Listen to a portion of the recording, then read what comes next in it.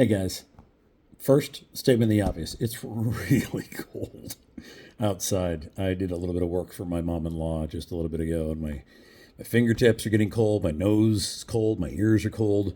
And I served this last weekend with Soup Mobile Kitchen.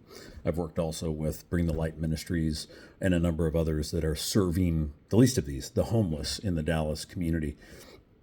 And all I can think about right now is how cold they must be. They're hiding out under bridges in makeshift caves to keep warm. And it breaks my heart. It breaks my heart. And it just brings to mind the Western Christian. And this isn't condemnation. This is just a discernment and a flow of thought. I don't think that any brother or sister in Christ is ever really surprised when reminded that we were called by God to be open-handed, radically generous. I mean, rarely is the response, "Oh, I had no idea. I'll get right to that." Instead, we nod our heads and say, I know. And instead of heeding the call, we live out our Christian life driven by fear, anxiety, trying to maintain control of our comfort and our future, even though we're not even guaranteed that. But God is actually calling us to something greater, far, far greater.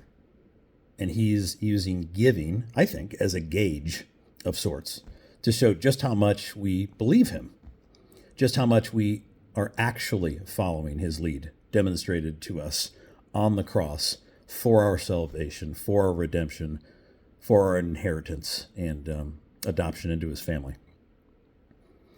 And I hate to be the bearer of bad news, but in the Western world, we're not exactly killing it in demonstrating our faith.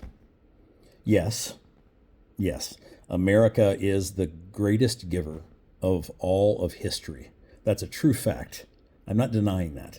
But we're also the most affluent culture by a crazy large margin than any other culture in history. So as a percentage, if we were to look at it from that perspective, we are giving, on average, from the fat of the fat of the fat. You know what I mean? Certainly not sacrificial, certainly not radical, on average. Nowhere near what one would call hysterical, crazy giving, right? But that is what God is calling us to: sacrificial, radical, seemingly hysterical by Western terms, generosity. Will we let another day pass simply saying, I know? Or will we take up our cross and follow his lead?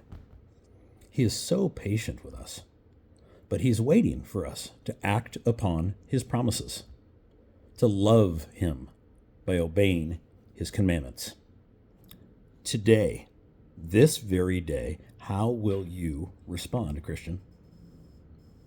For me and my house, we will serve the Lord more and more. To God be all the glory. Love you.